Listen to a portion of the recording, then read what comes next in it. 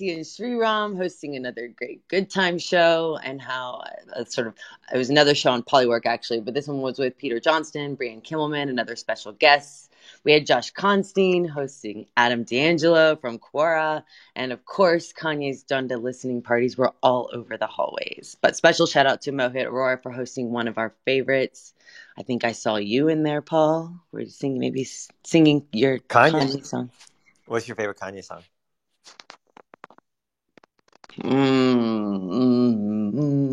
You know what's so funny is I was in a restaurant yesterday and I started singing American Boy. This is not my favorite Kanye song because he's just featured, but it always touched my heart because I'm with an English boy and this whole song. Anyway, I don't know if you guys. I like Family Business. College Dropout. Yeah. That whole album. Rohan, complete the circle. Every album. I actually, I like My Beautiful Dark Twisted Fantasy, that album. So sing it, Rohan. Sing it for us, please. Can I get the tire? Oh my god. I feel like we always do rhetorical asks of Rohan to sing. You know, of all the times that I think they're rhetorical questions, he won't answer judo, but he will sing. See, this is what we need on a Sunday morning. That is going to make news, don't care Rohan. Is the correct answer. That's going to make Clubhouse news for sure. Oh my god. We also had a little surprise on Saturday with Snoop himself throwing open a room to share a preview of his new album exclusively on Clubhouse. I love it when this happens because it's always like, is that really Snoop? And then yes, of course, it was really Snoop. That's who I was messaging on Slack.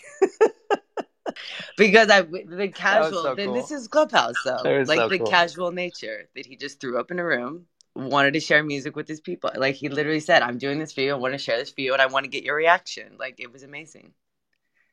I know you were in there. All right. Also, this is huge for anyone who's into astrology. The one and only Susan Miller is now on Clubhouse. Honestly, I think for many on our team, Luxie, Maya, I think this was a dream come true. I think, wait, Anu, are we both Aries? No. Are you an Aries? I'm definitely an Aries. Yes, I'm definitely an Aries. It would make sense that you're an Aries. I know, this is sort of sister, but I don't know. I don't even know Paul and Rohan's signs. What are your signs? I'm on the cusp. I'm a Gemini and Cancer both. Oh, you're a cusp, are you? Rohan, you're full of surprises this morning. And Paul, I don't understand the scientific basis for it.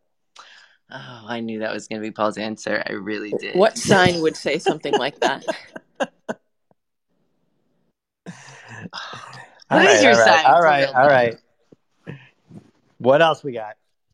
I think, that's really, we're going to end with another dream come true, which is Leah Lamar hosted her 100th episode on Hot on the Mic with an epic lineup. She had 19 comedians, including Eric Griffin, Reggie Watts, Master Bronny, Ben Glebe, including her, what has become like our roster of Clubhouse comedians, Fizza Dasani, Henry Kaiser, etc. It was incredible. And I have to say that Maz had a very impressive integration of brand sponsorships into jokes and almost made it like a bingo card where then he would get tips for it. It was genius. I'm going to leave the Global Jam session to you, Paul, because I think it's been probably one of the coolest things to listen. Every time I dropped in, there was a new country, so I'll leave that to you. But that's it for this week's highlights. Thank you, Steph Simon. The another one I just wanted to mention, there was a room on the consequences of U.S. withdrawal from Afghanistan. There have been a lot of rooms that I've been going into that have been about this, and it's conversations with people who are there on the ground, people who live there, that have just been really, really powerful. And so I think Catalyzing Connections Club has been hosting those, and then other people too. So I've really found those rooms to be amazing and powerful and important. So that's another one I would add to the mix. Okay, announcements. No major announcements, just some interesting things happening. I want to thank everyone who showed up at our first Australia-New Zealand town hall. I actually lived in Australia for a period of time when I was younger, and just love both of those places. And so it was really, really cool, like seeing all the different community members. They've been there have been just so many passionate, creative people from Australia and from New Zealand. And we got to meet a bunch of them and talk with a bunch of old friends and new friends. Amanda Johnstone of Talk Nerdy to Me and the Australia Clubs, Daniela Norlane of Auditorium, Jason Van Stralen and Brian Lip of the of the Sticky Beat Club, who are incredible. So follow Clubhouse HQ if you want to join for future international town halls. But just a really big thank you to everyone who came out for the Australia New Zealand town hall. Another thing which was really cool was a trailer. Gray had posted this to our internal groups for a movie called Symphony, S-I-N-Phony, which is the first Clubhouse anthology movie that we've certainly ever seen. And Clubhouse does crazy collaborations that happen all the time, but even by those standards, it's amazing. So the producer is Sebastian Bazille, and basically a bunch of people who are horror fans and filmmakers came together on Clubhouse, and they were meeting in a room one night, and they decided to make a horror anthology. So the different groups of people, the different groups of filmmakers shot their horror segments in countries all over the world. And they've now assembled these shorts into this amazingly produced movie called Symphony. It's Sinphony if you want to look it up. And their goal is to release it to the world this fall. And there's this incredible trailer. So follow the Horror Club for the latest. And if you're brave enough to check out the trailer, check out the trailer. I think we posted it to our social channels. And just keep your ears up, posted for news on Symphony. And I hear they're doing more stuff on Clubhouse going forward. And it was just really, really, really, really cool to see. We had a quick chat with Sebastian, and I think the coolest thing about this whole story is that he opened the room because he was having writer's block, and the 10 people who showed up in that room at that point are all people who ended up working on the film. It's really, really cool. Like, the whole story is pretty incredible. That's amazing. Another one that I wanted to mention that we got a really nice note about from Tom is the Charity Club. So the Charity Club raised over 50,000 euros on Clubhouse to build a school in Togo, and that school is officially open now. So if you pull a refresh, you can see my profile photo. It is the school, and there's a sign on the front that it said funded by the Marathon fundraiser on Clubhouse, and more than 200 people participated in the fundraiser, and they donated money and items for the auction, and now this school exists, and it's just so inspiring and so cool, and it just made my day to see that. So thank you, everyone who participated in that. Thank you, Tom and the Charity Club, for letting us know about that. And it is amazing. And I just hope we can enable a lot more of that. And the last thing, Steph mentioned this briefly, the Global Jam Session. Big thanks to Noel and Bomani and Natasha and Prayerna and more than 150 musicians from 30 plus countries who've been participating in the Global Jam Session. It's been happening in Clubhouse all weekend. I mentioned collaboration before, and Clubhouse is a big thing. It's just been so cool. I know they don't have Rohan. Rohan always wants to sing, and I don't think he's on the lineup yet. He's pretty upset about that, but I could say that I've been blown away by all the performances that I have seen. If you haven't experienced that yet, follow the Global Jam Session Club, as well as the participants that you like, and enjoy listening to all of these talented musicians alongside your friends on Clubhouse. So lots of fun stuff happening. I really don't get this Rohan singing joke, but I'll indulge it. I have no idea how it started. But you just because fueled the fire, though. It was so good. The truth is, it's not a joke. He loves to sing. This is why you're opening yourself up. We're just bringing out your passions to everyone on Clubhouse. What did you think about Bruce Springsteen's daughter getting an Olympic medal, Rohan? That was pretty cool. So we're going to keep going really far with the singing joke. All right. Okay, product. Next up, latest release. We did a couple releases this week. We did an iOS release shortly after Town Hall, I think, last week, and then an Android release a few days later. So what's new on iOS? Just some basic stuff like message wrapping and back channel. You know how before it was super annoying? You would type and it would just be this really, really, really long line that would go on forever and you couldn't see what you had typed before. That's not the case anymore. It now wraps, which is great. We fixed a bunch of bugs, and that includes, there was a bug on the login screen that was affecting some older devices that they weren't able to tap the next button, which is a really bad bug. It wasn't affecting a lot of people, but we fixed that. We fixed a bug that made RSVPing to an event on a club page difficult. We cleaned up some of the language and the pause notification settings and a few other things on iOS. And then on Android, some bigger changes. We added the ability to get to back channel without leaving your room. You can just swipe over from right to left when you're in a room. And you can also swipe from the hallway to pull your back channel over when you're in Android. And another thing on both operating systems is that when you open the back channel, when you're in a room and you go to type a new message, it'll quickly show you the other speakers who are on stage, so you can create a room with them. And Rohan, is that live now? That should be live. Okay. Actually, maybe not. I'm not seeing it on mine. Yeah, I'm not seeing that either. I wonder if it's something we just tested internally and we haven't rolled it out. I'll check on that. Okay, well, coming soon. Okay, then an upcoming release. This is a new release. We're hoping to launch this. It's a few days delayed, but we're hoping to get it out by the end of this week. And that's the big one with club fixes. So we're overhauling how clubs work. Hopefully this is not a surprise to everyone. Go to clubhouse.com/blog if you want to see all the details. We've been collecting feedback from a ton of different members of the community and club leaders and admins.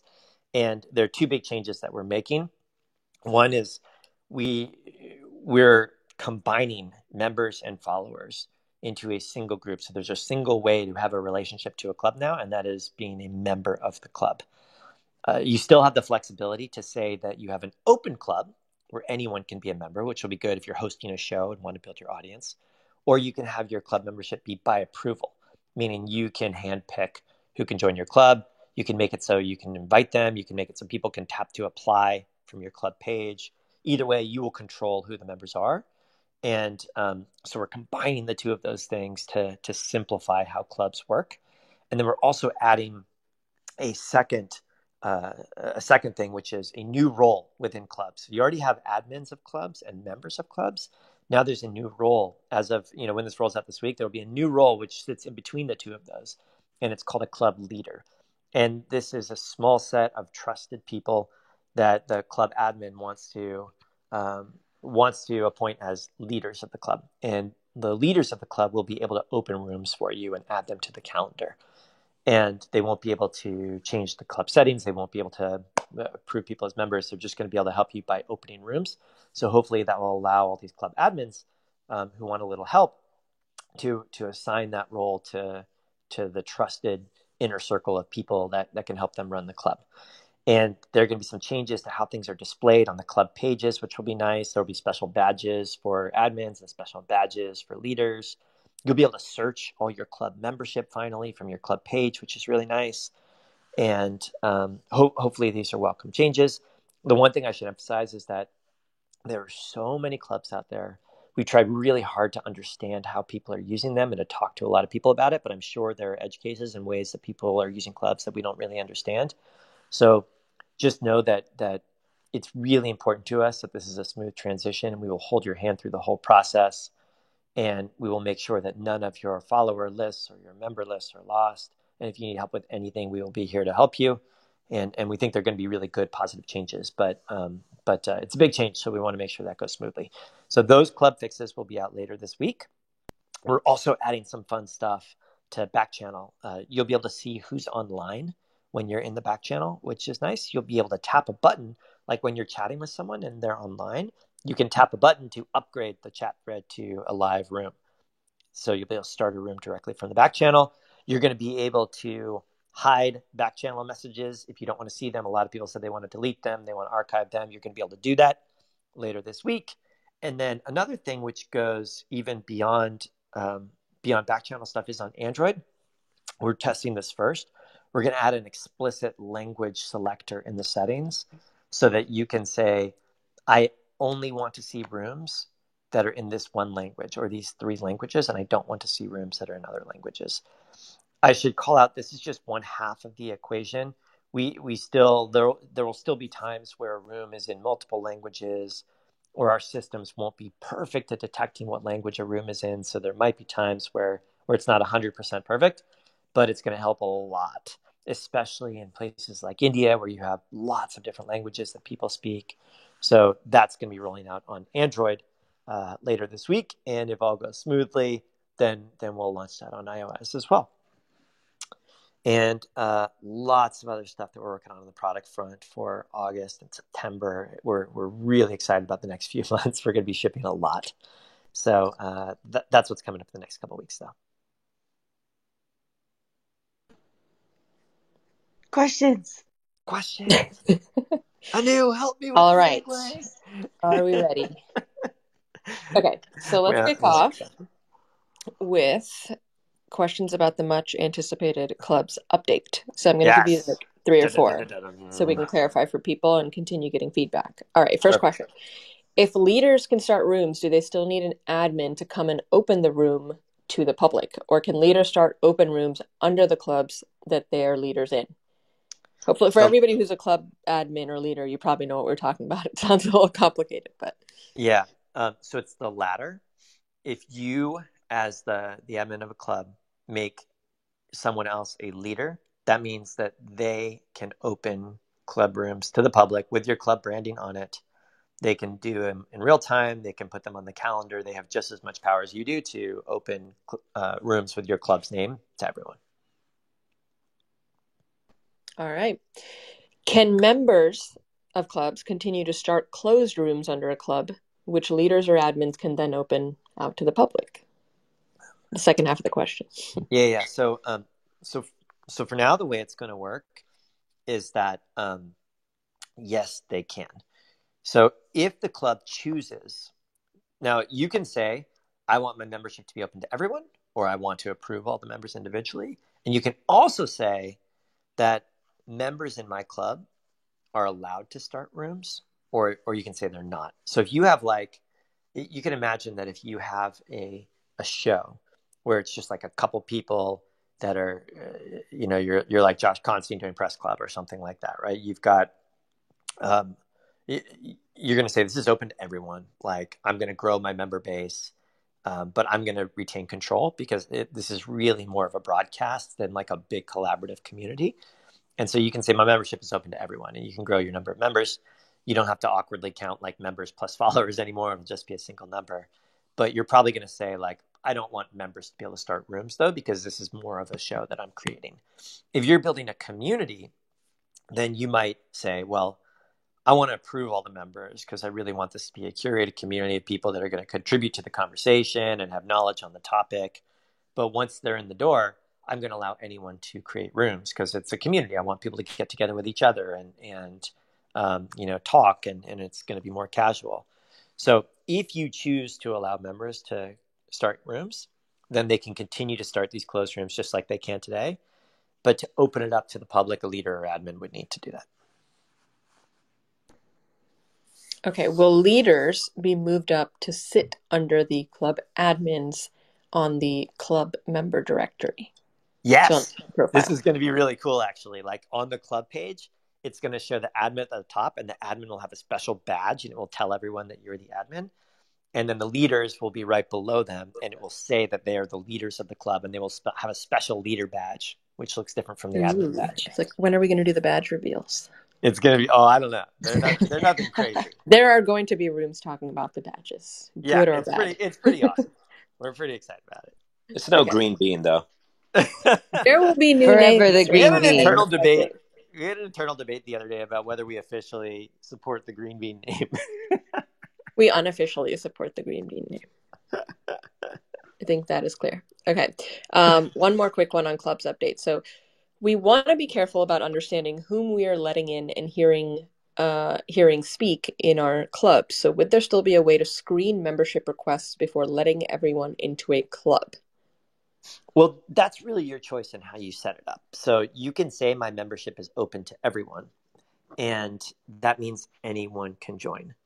And if anyone can join, there's no pre-approval process. It's instead of a follow button on your club page, it'll just have a join button. Anyone can join, right? Or if you want, you can say my membership is by approval.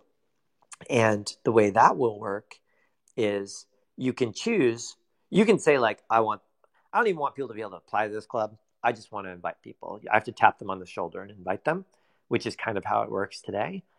Or you're going to be able to say, people can apply to join, and they can apply to join on the club page. So the club page will have a button that says apply to join if you set it up that way. And then people can apply, and then they will show up in that nominations tab that exists today. You know how other members can nominate members of the club? This is basically people self-nominating, right? They're saying, I'd like to join, you should consider me. And then you can tap through, you can view their profile, and you can use all of that information to decide whether you would like them to join. Rohan, do you know, one, I guess, can you confirm that you'll be able to tap through on their profile and check out their profile before you decide to join? And I know that with nominations, we would let people add a note about why their friends should be let in. I think in the V1, we don't have the ability to write a note saying why you should be part of the club, but our hope and plan is to add a lot more of that stuff over time.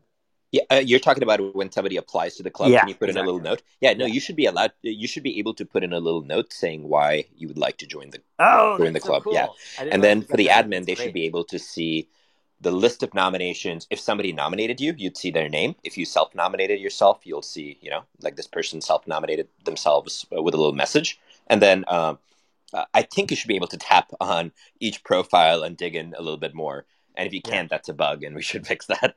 Yeah. So you can still nominate now. There's like you can still nominate. That's right. You can apply to join. You can get nominated by somebody who is a member already to join, or you can basically get, I guess, invited to join.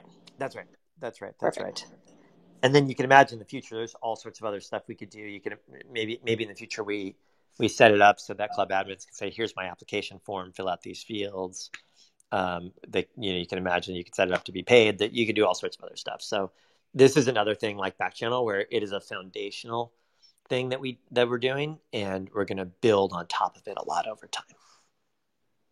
All right. Speaking of Backchannel, recently released here, still getting some questions and feedback. Yes. I wanted to run through a couple. Yes. Okay. I find it a bit slow when using Backchannel in terms of sending and receiving messages and moving out of the Backchannel screen. For example, when I try to hit the back arrow, I have to do it several times. Is this something you're working on, or is it related to my device? I think that this is not very discoverable in the UI, and that's our fault. And I'm not we'll have to think through what the right answer is here, but just so you know, when you're everyone, if you want to test this out, if you're in the room right now, tap on the little airplane in the lower right to go to the back channel. And then if you tap in the top third of the screen, the area where you see the room peeking through that is above the back channel window, it'll take you right back to the room. And so the way that I'm right-handed, so the way that I do it is I'll often I'll tap the airplane with my right thumb. And then when I'm done, the way I'm holding my phone, I'll end up tapping that top section with my left hand with my index finger. But it's really a function of how you use the phone. But that's how you do it. You can go back really quickly to the room just by tapping up there. That's completely our fault that that's not more discoverable in the UI. You do not have to go back every time you want to go to the room. You can just tap the top.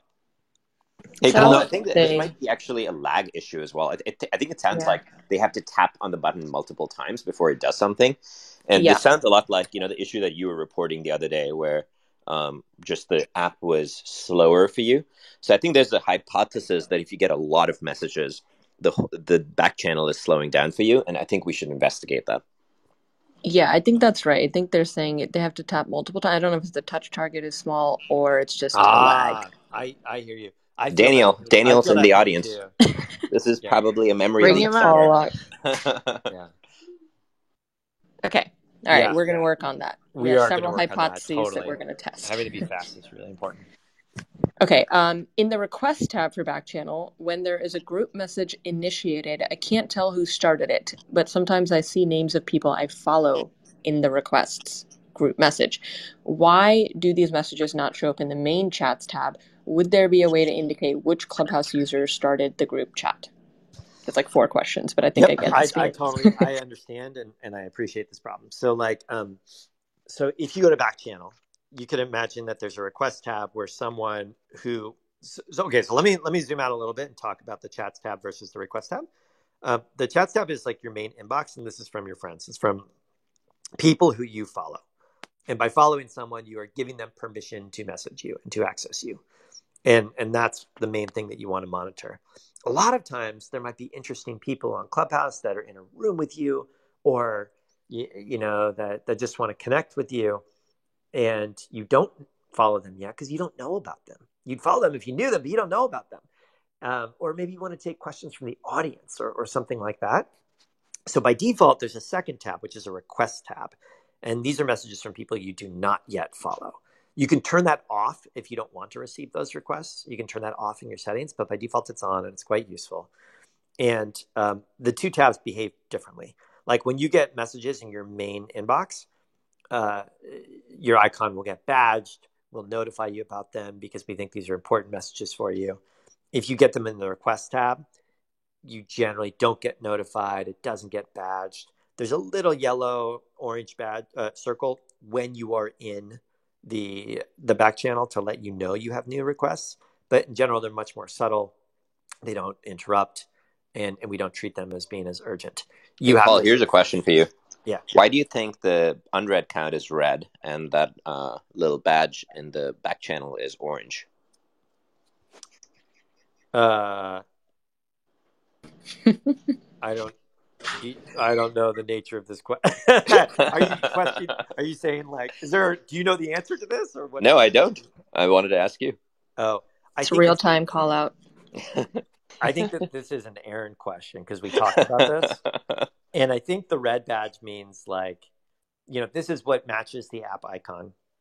These are the ones that we know are real alerts. And I think the orange one, do you mean the unread state in the main thread?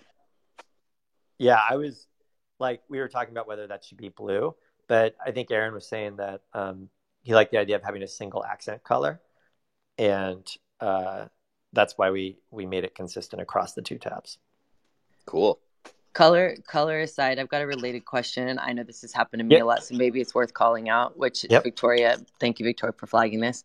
A lot of people are saying that in the request side, for whatever reason, maybe it's a bug, they're only getting the person's name with no message, and they actually have to accept it to see it, which obviously could open themselves up to trolling, etc. Is that a bug? What's going on with that? I think that is by design. We don't want to show you the message preview until you've seen the name of the person. You want to be sure before you tap into the message. So, but just to confirm, you don't have to accept the message. You shouldn't have to accept the request in order to see it. You can tap through and you can view their message, and they will not know that you have viewed their message. You can look at it without accepting it. You just have to tap through to view it because we didn't want you to see it unless you've chosen to tap through. Okay, so if someone, she's now responding saying, nope, she actually has to accept. So if that's the case, maybe it's a bug. That sounds like a bug. Yeah, okay. We would love to understand what's going on there. Okay, great. But what does she mean by accept? Because we don't have an accept button, right? Essentially, you have to respond, which accepts them. Yeah, like the messages. Reply. You have to reply. If she has to type a reply and send it to see the previous messages, that would be a bug. Okay. All right. So sorry, back to your question. I didn't answer the main question. The main question is, if I get a group request and some of those people are people I follow and some of them are not people I follow, how can I tell who has actually sent the message? So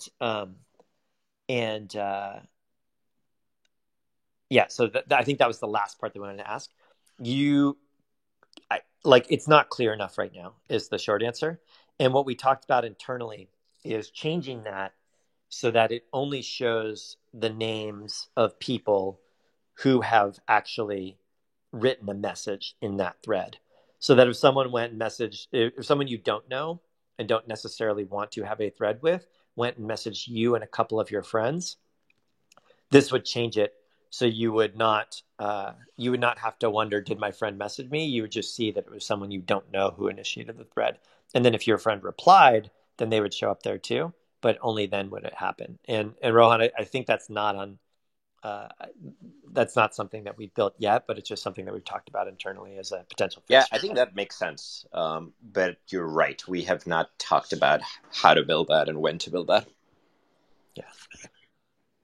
So those are all my answers to the multi-part question. Very good question. Something that we've talked, honestly, like it's something that we flagged internally too. All right. So I'm sure we're going to continue to get more club update questions and back channel questions. So we will continue to address those. And one more question on the heels of recent general release. Now that you're available for everybody to join without invites, what are you focusing on for upcoming releases? Ooh. Let's keep this a short summary. So I think that I guess that the way I view this stuff is like, normally with social products, there's a single core thing that makes the experience work, and that's foundational, and that generally doesn't change too much, right? Whether that's posting text or posting photos or going into a room and talking with people, that's sort of the experience that really drives everything. And the way you want to structure your development is to just make it better and better and better every day, like ship and move really fast to just make the core experience better and better and better. And then occasionally that path of steady improvement will be punctuated by these like discontinuities, right? Where like, that's Facebook launching newsfeed or Snapchat launching stories, or they're kind of big features that really change the nature of the product. There are a few of those that we're very excited about, but I think that in the very near term, it's a lot of the core improvement stuff that we think is most urgent and most important. So we're doing a ton of work. I mentioned on discovery to make sure that when you sign up, like right now, core stuff is like the club's improvements, right? Like club admins do so much work to create community here, and it's like painful. They can't even search for their members. They have to manually move people over. So we're fixing that. And when people sign up right now, a lot of times we don't have a good way for them to find people to follow. We don't have a good way for them to tell us what they're interested in, so we could send them good suggestions. So we're fixing that. We're making big improvements to notifications. Like we made a change a week or two ago that reduced the number of notifications that get sent out by like a third, without reducing the number of room visits or without hurting engagement for creators, just by finding the ones that weren't interesting to people and just proactively eliminating them. We're doing stuff like that. And other things that we really want to do are make it so that when you start a room, like a lot of times people go to start rooms, but they don't have followers yet. And so that's a bad experience for them. The room doesn't get started. We're trying to fix core things like that are just pretty broken in the experience. We want to make it easier to have small rooms, to find your friends, to have intimate conversations, because we think that's a really important part of the experience.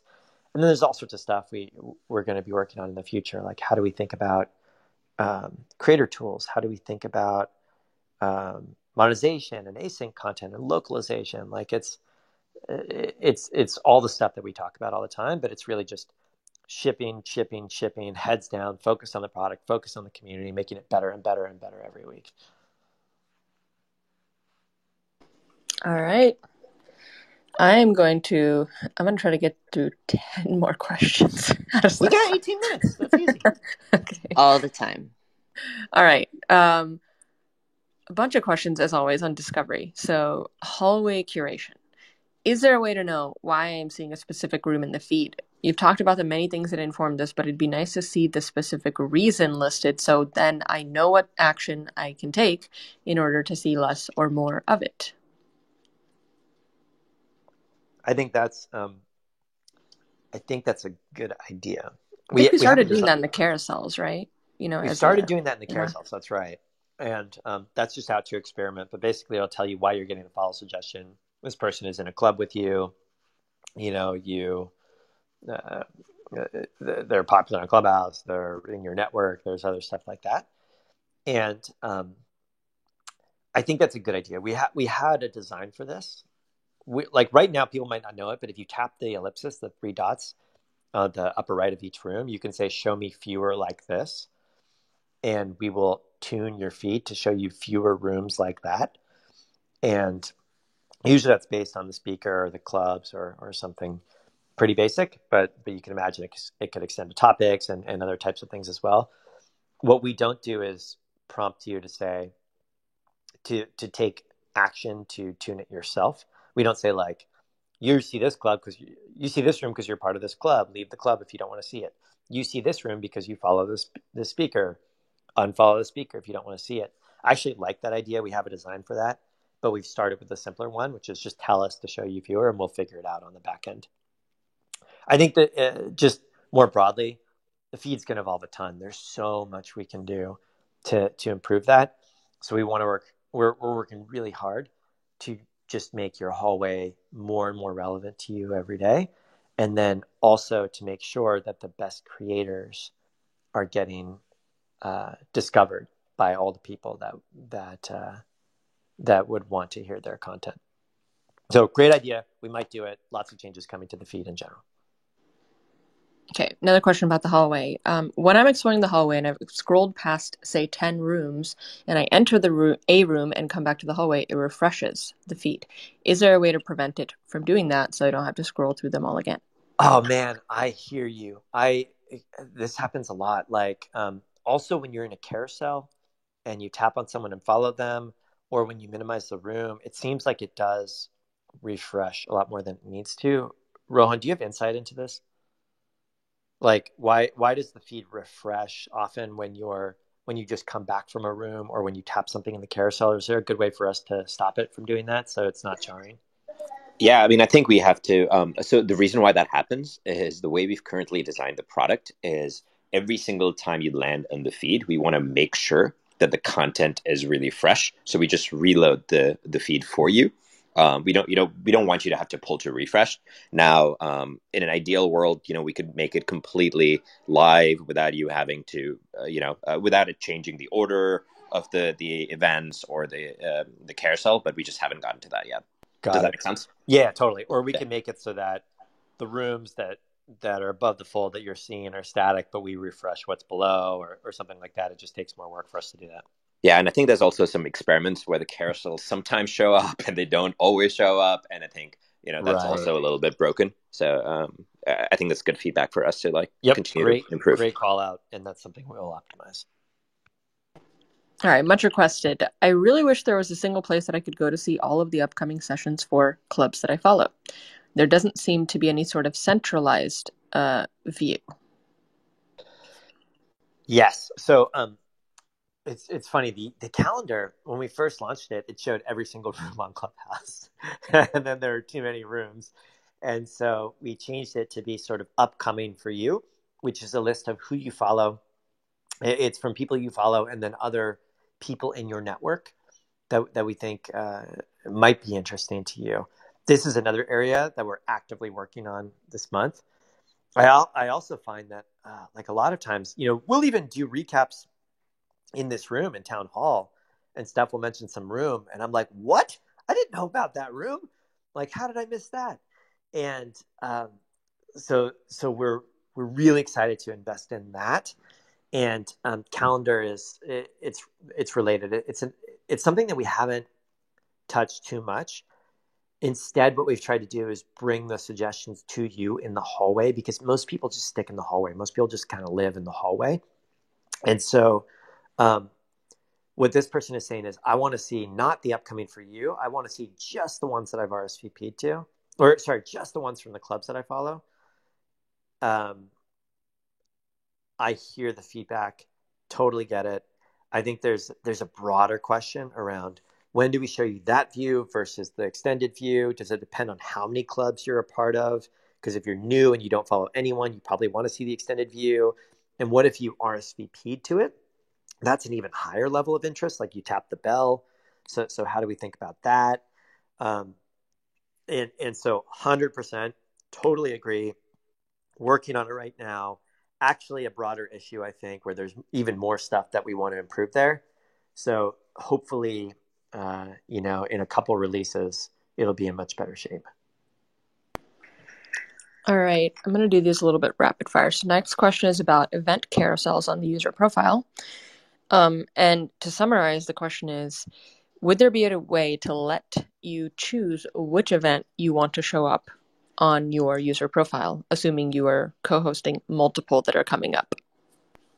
Oh, interesting. I think we should just show all of them as a starting point. We do that for clubs. You can carousel through them. But on the user profile, it's a smaller form factor. And I think it's mostly a function of the fact that, like, if you tap on someone's little half sheet in a room, it shows the event right there in the half sheet. So you can tap the bell and RSVP to it. And then when you expand and view their profile, it maintains that sort of small footprint view of the event instead of having the big expanded one that clubs have.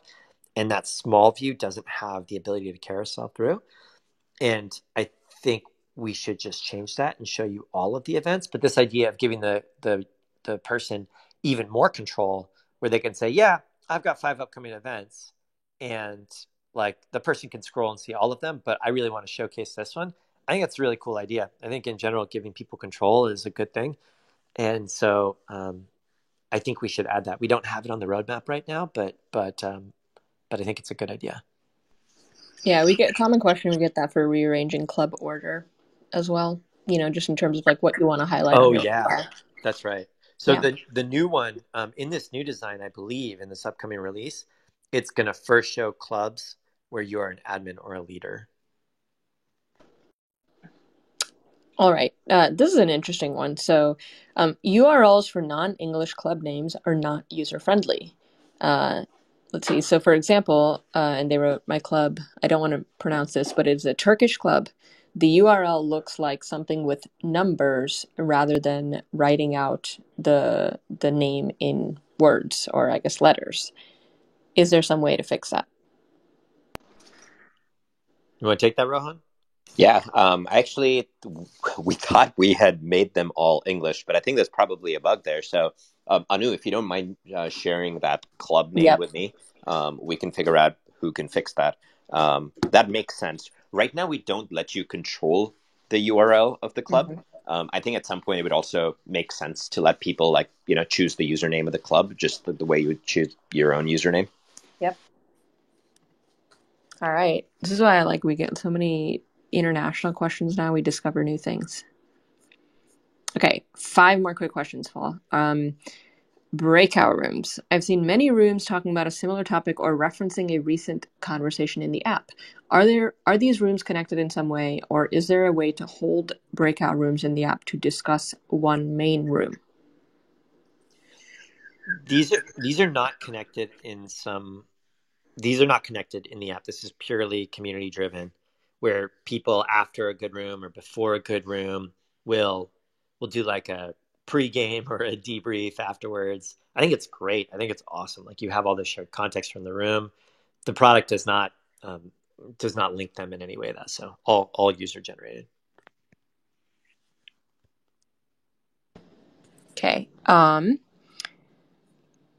So I guess another question around speakers on stage. It'd be great to have a way to tell which speakers or guests contribute most to the room in terms of how long they actually talk, but also when they increase the size of the audience or get more shares of the room, for example. Whoa, that's an interesting one. That's kind of spicy. Yes.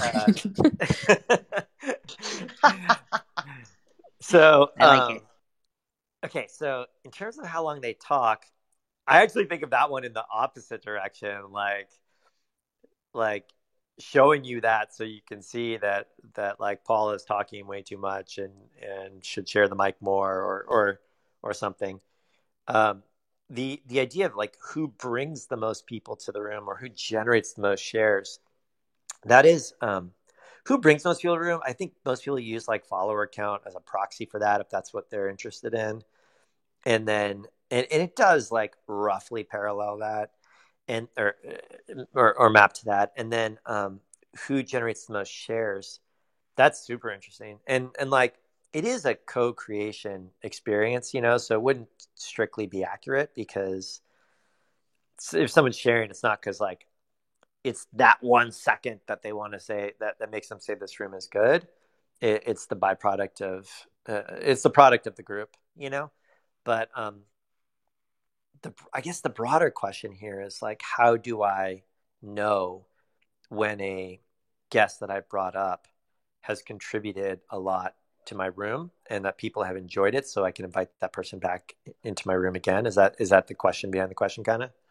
Yeah, I think it's for club admins or club leaders to really know, like, who is an active member in conversations and like adding quality to the club. That's awesome. So this reminds me that we need more people in our engineering team. So if anyone wants to go to clubhouse.com/jobs and apply to come build this, I would love for them to do that. Flawless pivot, Paul. Flawless pivot. I feel like we need like an ad placement that plays. A little too flawless. Like where it pops up, looking for a new job. Yeah. This message is sponsored by Clubhouse. All of our messages will be sponsored. Oh my gosh, that's the best segue to the next question. Holy cow! Oh, jeez. All right, we promised for anybody I saw what listening. The next question was in the notes. And this is these riffs are not scripted. Okay, you mentioned before that it's okay to have sponsors, but that creators should try to tell the audience when they are being sponsored for a room. What is the best way to show that a room might be co-hosted or sponsored by a brand? In this case, not Clubhouse. My first instinct is just the room title, but Steph, do you have any better do you have any more other best practices there? Yeah, I think we're seeing a lot of really creative use of it. I think it can be in the title. Sometimes people give a shout out every time they reset the room. People are using it in their PTR. The photos. Does that with Brex. Yeah, and then as I said, one of the comedians worked it into his jokes. I mean, there's just a lot of really creative ways and uses. And I think the more creative, the more endemic it'll feel to Clubhouse versus like an ad reel. Yeah, I also I was just gonna say for events, often like people will promote these in advance because they want to get a big audience. The event flyer that people create, I think very often they will put a brand or sponsor on there. So I think that's another one. I should also note that this is not a Clubhouse thing. This is more, at least in the US, this is more the regulations around advertising, and this goes far beyond Clubhouse. So like, this isn't for us to dictate, but it is for us to make easier. So I imagine we'll productize that more over time, but just in the near term, I think it's just trying to make it as clear as you can, and room title is probably a good way to do that, but there are other creative ways too. Okay. As always, we continue to get a ton of really, really valuable feedback on accessibility, and we want to discuss those when possible.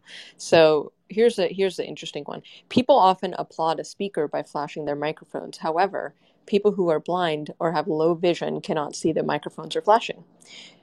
Is there a way to introduce a sound effect for applause or something to help in this case? It's a great question. I think it's a really important question. We've done a lot of work on accessibility. We have a lot more work to do. Our engineering team is small but mighty, and has been doing a lot of work to better understand where we can make improvements here. We've been helped so much by the community, groups like the 15% Club and others on Clubhouse. So with regards to this request specifically, they're saying, should you have a subtle audio sound when people flash their mics? I think the real answer here is to design something native that allows people to give feedback. And we want to be really thoughtful about that. Like, is it, because you want the audience to participate in this too, right? The mics, it's total hack.